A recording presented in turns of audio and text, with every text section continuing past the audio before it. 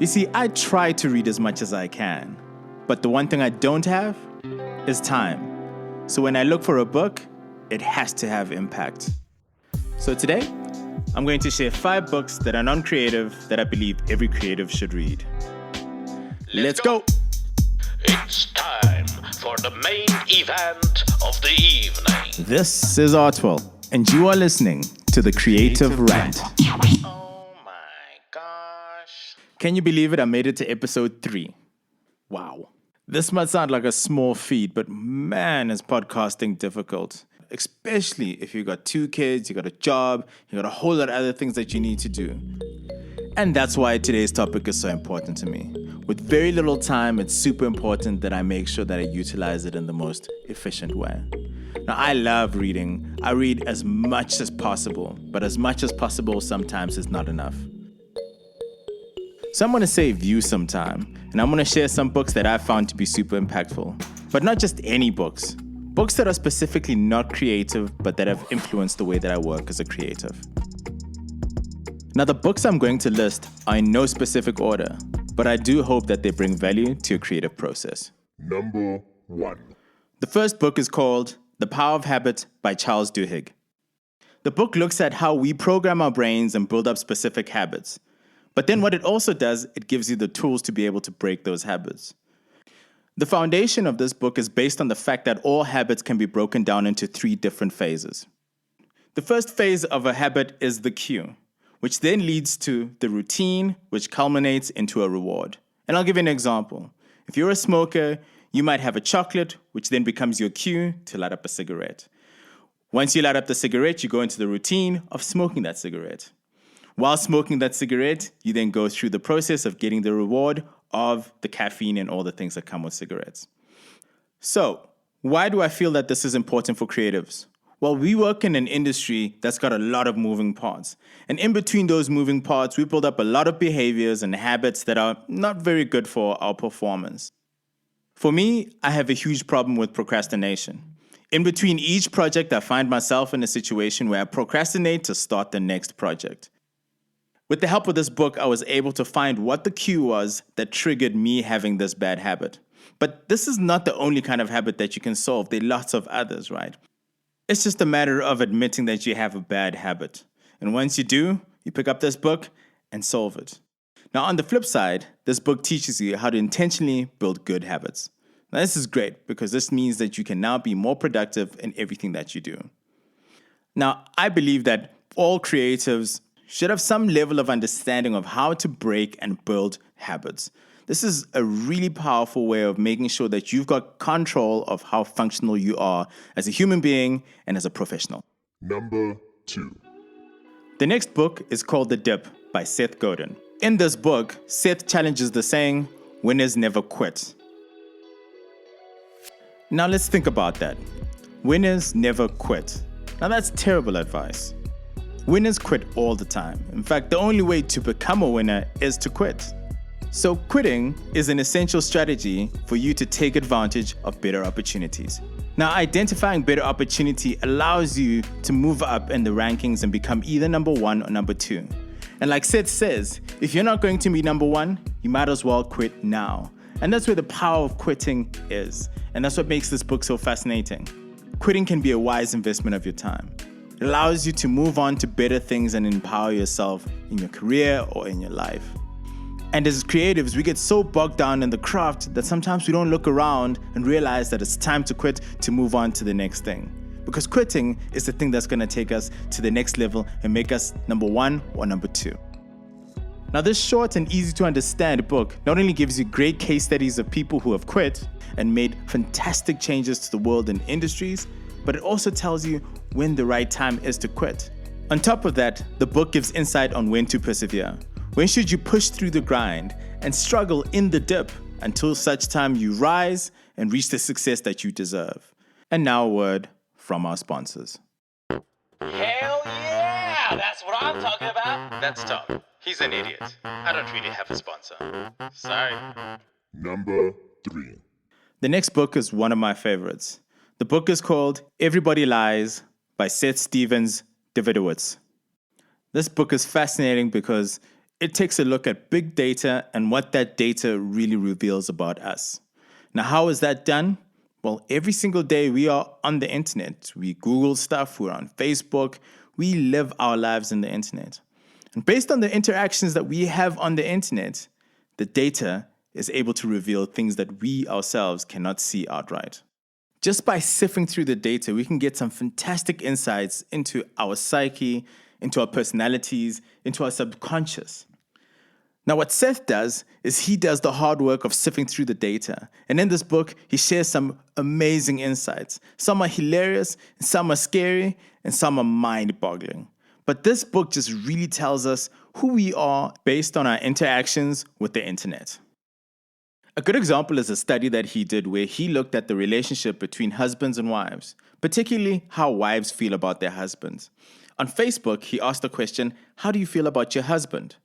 The answer that he got were things like, "My husband's amazing, my husband is fun, my husband is kind," all the great things that you want to hear from a good relationship.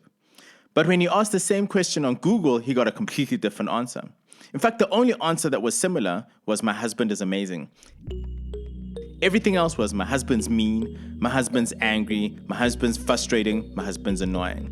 Now that's interesting, right? Because we know that when we go into Google, we're more likely to search our personal and real feelings. Whereas on Facebook, we're more likely to give you the fun and glitzy kind of stuff. Now think about this as a creative. When you're creating work for the market, you want to make sure that you understand who you're talking to. And the best way to do this would be to utilize data and also understanding which data to use. So I go into great detail in episode 2 of the Creative Rant about how important data is, especially for creatives. So go on and take a listen and see if you get inspired to love data as much as I do. But if you're new to the process of data, I believe that this book is a great way to get you excited about the whole process. And if you've always had a keenness for data, this book is highly entertaining and I'm sure you'll enjoy it. Number 4. The next book is called Growth Hacker Marketing by Ryan Holiday. In this book, he showcases why traditional marketing is not always the most effective way of achieving your goals. Now, I'm not sharing this book because I feel like every single creative should go get a marketing degree. I believe the points in this book are really beneficial if you're looking to start a new venture, if you're looking to start a new creative business, if you want to start a side project, or if you just want to market your personal brand in a much more sustainable and measurable kind of way. The book examines 2 keys that are required to create growth hacking. One, which is developing a great product from the start instead of force-feeding a marketing campaign to try sell a useless product. 2 is resisting the temptation to go big, resisting the temptation to speak to everybody. What he recommends in this book is rather speak to a niche audience, create what they want, and find smart ways to then go viral within that community. Ryan gives an example from Hotmail. The initial plan was to advertise on billboards and TV. But some of the team started questioning what the ROI would be on spending so much money, especially for such a new startup. So after months of back and forth, they finally came up with the idea of PS I love you, get your free email at Hotmail. And what this was a small little message that would be placed at the bottom of every single email that would be sent out. So what that meant is that every time somebody sent an email, they got a free bit of marketing. And that actually started to create a viral spread that made them into the big Hotmail that they eventually became. Now, I might be simplifying the whole process a little bit here, but in this book, it goes into great detail of the process of getting your product out early, iterating, testing, learning, looking at data, and eventually finding something that is golden. Now, if you're a creative and you're about to start something new, even if it's a podcast or a YouTube page, or you're going to start a new agency of your own, give this book a read. I believe this book will give you all the gems that you require to be able to market your product in a way that's cost effective and has an opportunity to go viral within that niche audience that you're targeting. And now, the random fact of the day. A study has shown that creativity is enhanced by a diverse social network. So if you're a good person, you'll follow the Creative Rant on social media. And so concludes our random fact for the day. Number 5. The next book is called The 4-Hour Workweek by Tim Ferriss. There is definitely something clickbaity about the title of this book. The idea that you can work 4 hours a week from anywhere in the world and still make a lot of money. In fact, when I picked up this book, I was very, very skeptical.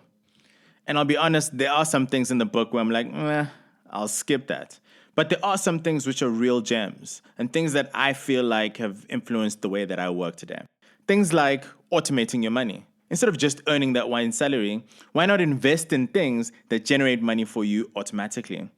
These are things that a lot of creatives don't think about because we're creatives and we're not numbers people. The nice thing about this book is that he actually gives you some business ideas or some investment ideas that you can utilize and start right now. He also highlights the importance of elimination, and he talks through this via the 80-20 rule. The question he asks is, if you had a gun to your head and you had to eliminate 80% of the tasks that you do, which would you eliminate and which 20% of those would be the most impactful in your work?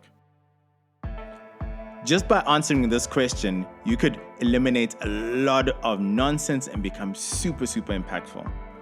He also digs deep into the process of managing your time in the most efficient way. Now think about it. If you tell yourself that I'm going to spend the whole day answering emails, you're more likely to spend the whole day answering emails. But if you tell yourself that I've only got 2 hours to do those emails, your mind shifts and then you're able to do all those emails within 2 hours. Other things that he talks about from a production point of view is outsourcing. Now, this is a new concept to me. He talks about utilizing VAs. VAs are virtual assistants, and basically what they do is they help you virtually. They take care of all the long, tedious jobs that you don't want to do. They can help you from a business point of view, and they can help you from a personal point of view, like doing your groceries. And this is interesting, especially if you run your own business or if you're a freelancer. The nice thing about this advice is that he actually gives you all the different VAs that you can use, all the different companies you can try use, from your most premium ones to the cheapest ones. There are plenty more insights in this book that I think are really, really good. Some which I'm like, nah, but there's more good than bad in this book. So I strongly recommend that you give it a chance and take a read. And so concludes episode 3. I hope you enjoyed it, and I look forward to seeing you in the next Creative Rant, which comes out in 2 weeks. Enjoy, and let's go! Ladies and gentlemen, This is Artwell, and you've been listening to the Creative Rant. Be sure to subscribe to the podcast on your favorite podcast platform, and make sure that you follow us on social media.